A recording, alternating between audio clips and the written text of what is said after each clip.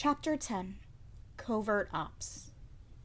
The damp, stagnant air was disgusting, the humidity making his hair cling to his neck. Jinchi sat in his office and regarded the pile of paperwork with a mounting desire to flee. There was little more depressing than doing administrative busy work during this hot, rainy season. Jinchi brushed the hair off the back of his neck, sat up in his chair, and flipped some pages.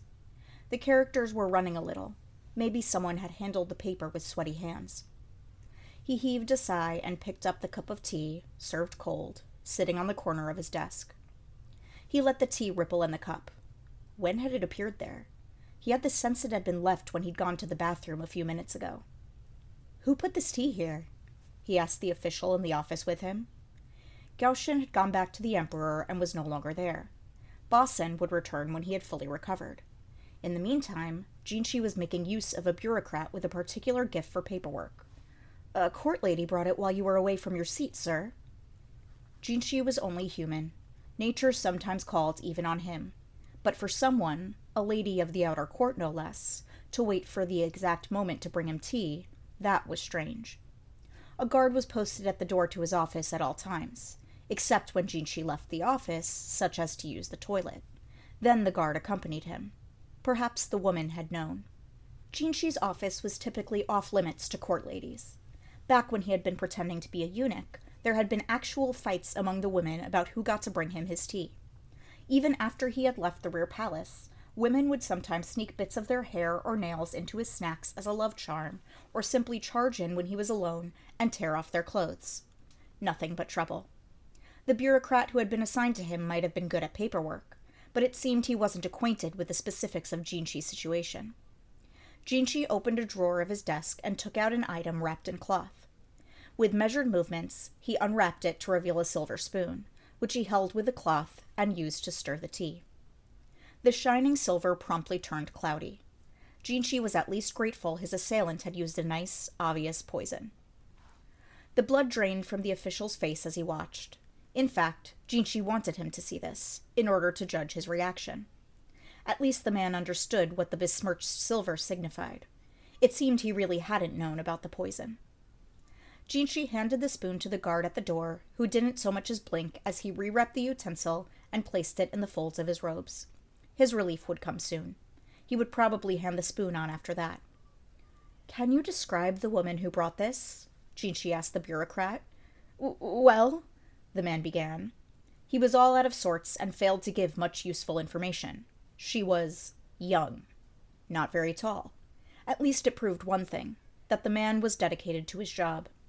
He'd been so focused on his paperwork that he hadn't taken special note of the woman who had walked in. Jinchi observed, incidentally, that there was a cup of tea on the bureaucrat's desk as well. Half empty. Sigh. Very well. Jinchi took out another spoon and stirred the official's tea, but this spoon showed no reaction. "You're safe," he said. An unmistakable look of relief passed over the man's face before he shrank back, obviously chagrined. Jinchi wasn't in any mood to reprimand him. He just wanted someone to take care of the paperwork. This man seemed good enough at his task, and on top of that, he never looked at Jinchi like he had any funny business in mind. All Jinchi needed was for the guy to do a decent job until Bossen got back. "Put it out of your mind. There's more work to do," Jinchi said. He set the poisoned tea on a corner of his desk and went back to his papers. His assistant, still pale as the grave, returned to his desk. Jinchi tried not to let the other man notice as he heaved a sigh. His days were restless, tense. He'd lost track of how long it had been since he'd quit pretending to be a eunuch. Months? Being part of the court proper meant much, much more work, and he seemed to get less sleep every day. He'd at least been escaping into town to take a breather every 10 days or so, but there was none of that anymore. Jinchi had finished his work for the day and was sitting on a couch in his room. He'd had his dinner and taken his bath, so now all that was left was to go to bed. But he didn't feel like sleeping, not after what had happened that afternoon. "How about some nice fruit, Master Jinchi?" His ever-considerate lady-in-waiting, Suiren, brought him some pear slices, each on its own little skewer. "Give," he said. Perhaps it sounded a mite childish, but this was his milk-mother, a woman who had known him since before he'd been weaned. It was just the two of them. She wouldn't be upset. He put a piece of pear in his mouth, savoring the crunch and the light, sweet flavor. The juice was cool and refreshing as it went down his throat. He thought about asking for a cup of wine, but decided that tonight he would be satisfied with this. "You must be so tired. You haven't been into town lately, even on your days off. Your work is taking all your time and energy," Suiren said. "Yes, well, that's what happens when the work is endless. Going forward, I think I may need more assistance. And more ladies-in-waiting, I might add." Jinchi's milk mother was on the cusp of old age, and she sometimes remarked how the years weighed upon her. He would have liked to hire some ladies-in-waiting, but his circumstances being what they were, it wasn't easy. "Ah, how I wish Mao Mao would come back," Suiren said.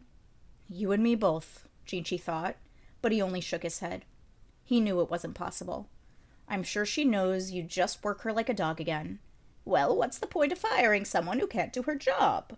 Suiren replied, her voice as sweet as her words were harsh. She could be very soft on Jinchi, but word was that every lady-in-waiting who served under her considered her a monster. "I must say, the amount of work I do every day is too much for these old bones," she went on, accompanied by a demonstrative rubbing of her shoulders. "Oh, if only you would hurry up and take a consort, Master Jinchi. Even just one, my life might be a little easier." Jinchi could only give a dry smile. "Don't you worry that if I picked the wrong lady, your work would only increase?" "No, indeed.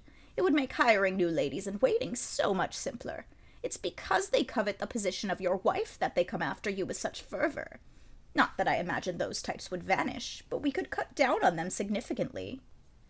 She sounded like she was talking about garden pests. When Suiren began speaking of consorts, there was only one person Jinchi thought of. He knew she considered the whole idea nothing but trouble. It might have been one thing had she been the cloistered daughter of some well-to-do family, but for someone who had the means to support herself already and live her own life, being Jinchi's consort could only be suffocating. "Young master," Suiren said sadly, observing Jinchi's grim countenance, "before I served you, I served His Majesty. I wasn't perhaps as close to him as I am to you, but I knew him." "I can imagine."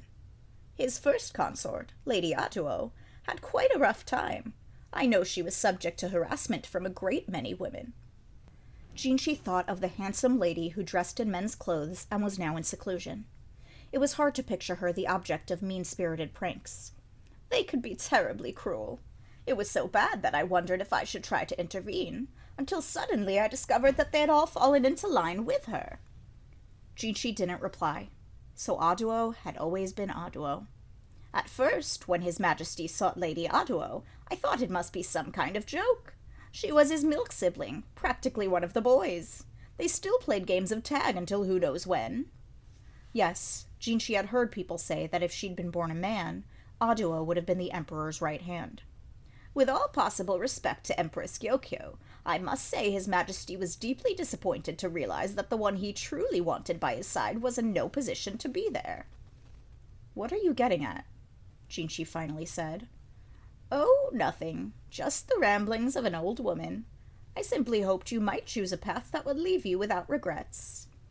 With that, Suiren picked up the plate, which had a lone slice of pear still on it, and left the room. "Without regrets," Jinchi mumbled. "That would not be easy."